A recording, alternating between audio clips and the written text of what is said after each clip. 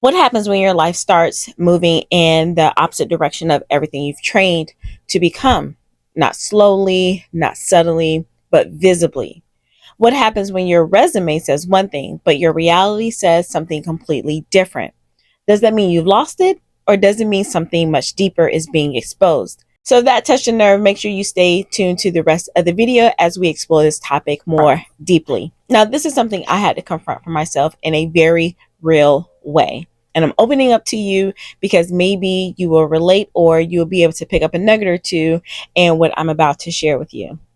So I struggled with keeping my voice. There was a time where I had to find it. There was a time where, it was said that it was too much. It was just a lot going on with my voice, and not my actual speaking voice, but me speaking up, about certain things. So I spent most of my life doing things the right way, and maybe you can relate because I stayed on the right path professionally. I furthered my education. I built a career. I was speaking at national conferences. I was consulting, had a budding social life. I was doing all the things, right? And then everything changed. And at first, it looked like a blessing. I thought, now I can finally focus on my business. The ideas have been swirling in my head, but then something else happened. Now, this may touch a nerve with some people, like I said at the beginning, but it is a conversation that I think really, really needs to be had. And it's something that I wish that I would have explored more deeply before diving off into what I'm about to share with you. So there was a time I did hit a low point. And that's when I got pulled into the business guru space. And if I'm honest, that was one of the worst times for that to happen. Because when your identity is already unstable, you're more likely to trust people who sound certain, right? And what I realized after being so close to it is this. A lot of these people don't actually have anything extra. They either attach themselves to success, entered at the right time, had the money to test things, and I mean like ads if you're familiar with the online and digital marketing space, or they were selling hope without structure, and that can be a completely different video. So if you're not grounded like I wasn't at the time, then you'll mistake visibility or perceived lifestyle for credibility. So let me say that again in a different way. If you've already gone through something in your life and it kind of shook you at the core, and then you're looking for other opportunities to be successful. When you are looking at people, especially on social media in that space, and you see their lifestyle and everything, and you're like, oh, okay, they must have made it. They know something I don't know. So let me go ahead and attach myself to them. That's what I'm talking about. And just because they have the optics doesn't mean that they're actually credible. So let's be clear. Just because someone looks successful doesn't mean they have the answers that you need. Now, this isn't to take away from however they got there, but that last part is what's important. Just because they look successful to you doesn't mean they have what you need. Their recipe may not work for what you're trying to cook up in the kitchen, right? And so if you get caught up looking at the optics, you'll start spending money that you don't have and trying to become something they already had the foundation for, or they found the exact recipe that worked just for them. And when it happens, you spend money trying to preserve an identity instead of rebuilding your reality, because it feels better to look like you're progressing than actually starting over. So if you can't type amen, then go ahead and type ouch. So let's talk about identity collapse. And I can speak to this because that's exactly what happened to me. I didn't just lose a position. I lost my identity because I was so wrapped in my credentials, my job title, my career path. So when those things shifted, I didn't just feel off. I felt reduced down to nothing. And to be honest, I never had that hustle bug, because once I got into my career, it was about my salary.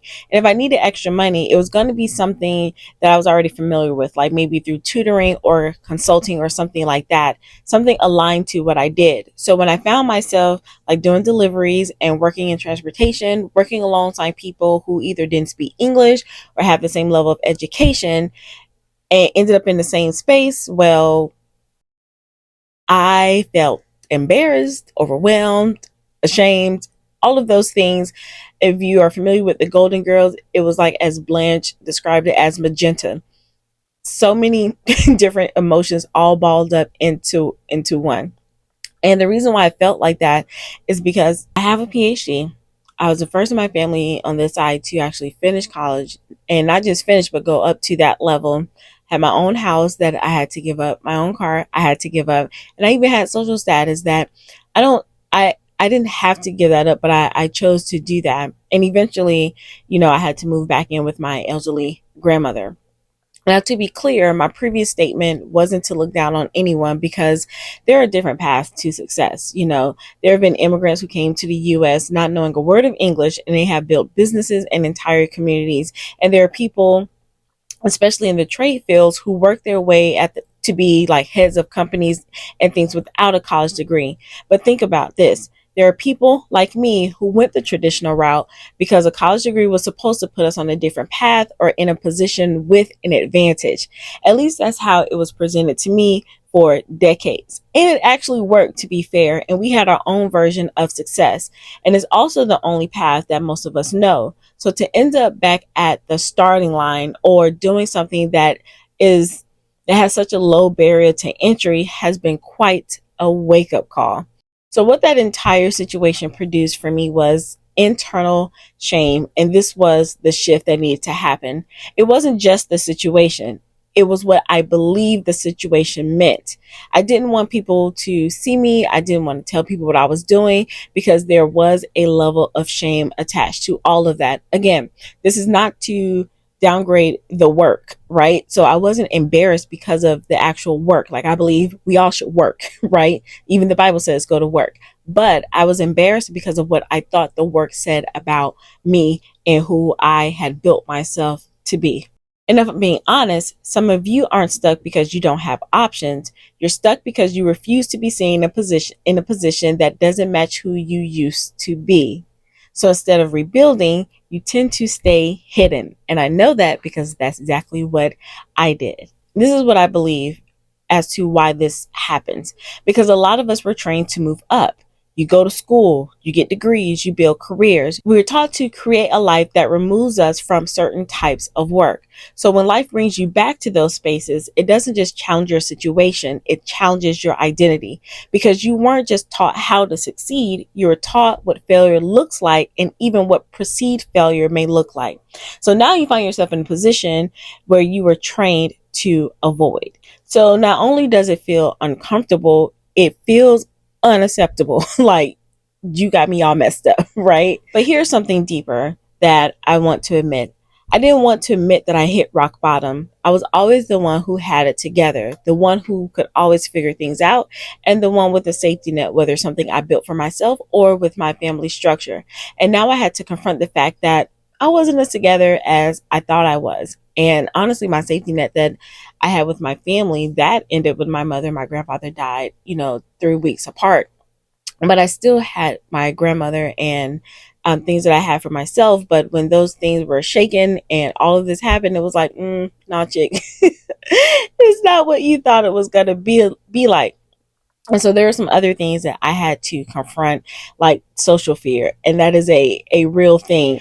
So the social fear that I had, again, this was internal. I thought that people would look at me and say, this is what you get. Or people would say that my mother would be ashamed, if she was still alive. And that was real to me. And the reason why I thought people would say, oh, that's what you get, because I had this certain air about me. And I don't think I was cocky or anything like that. But it's like when you've accomplished things and when you've got your stuff together and when you're making moves, you do get this air of, I'm doing things how I'm supposed to do it, things, choices I made or decisions that I chose not to do or, participate in certain things. I didn't really think I looked down on anyone. People could have perceived that. I don't think I did. And so when things are flipped, no one's ever said it to my face, but internally, those are some of the things that I thought people would say. And so that's when I knew that something else had to shift. But this is what I had to confront.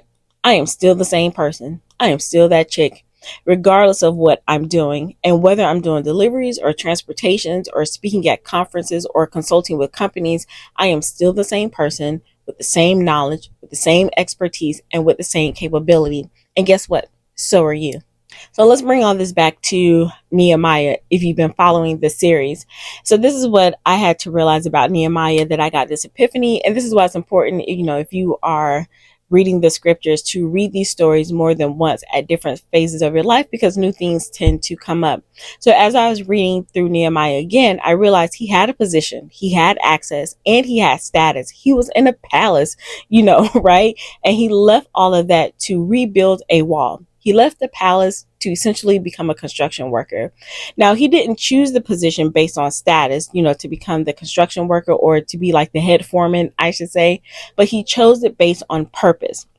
Now, don't get me wrong. I didn't choose this path, but if God gave Nehemiah the grace to go from the palace to the pit, in a sense, then he surely would give me the grace from going from a college professor to a community transport ambassador. That's what they call it with the gig I was doing. Those are not my words, right? So I realized that purpose will often place you in positions that don't match your past.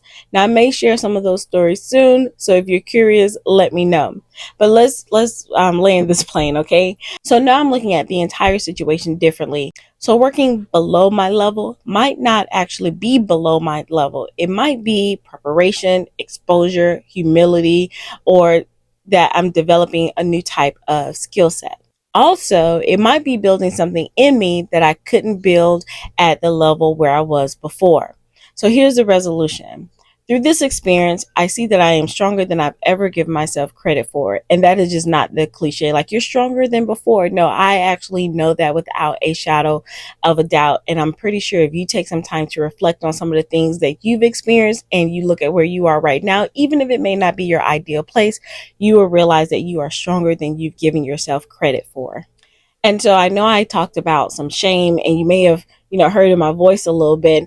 And I'm not going to say that it's completely gone, but I will say that it is starting to lift because I am still moving. And if you find yourself that you're still in shame about anything, one solution that I can offer to you is you have to progress. You have to do something without even looking at the outcome. So for me is recording these videos. That's one thing that I'm doing. And the more I share this, regardless if anybody watches or not, I know that I am presenting something. I'm doing what I'm supposed to do, being instructed to do. And that is a form of me still building or rebuilding, even in the current situation that I'm in. So a lot of what I'm describing about discipline, identity, rebuilding, and something that I talk about in the book I wrote, Embracing Grit for Greatness. I wrote a few years back, but honestly, it is still relevant for today. And if you're interested or curious about it, that information will be down below. So as we wrap up, let's tie this all back to the beginning. Working below your potential doesn't mean you've lost it, but it might mean you've tied it to the wrong thing. Because if your identity needs a title to survive, it was never stable to begin with.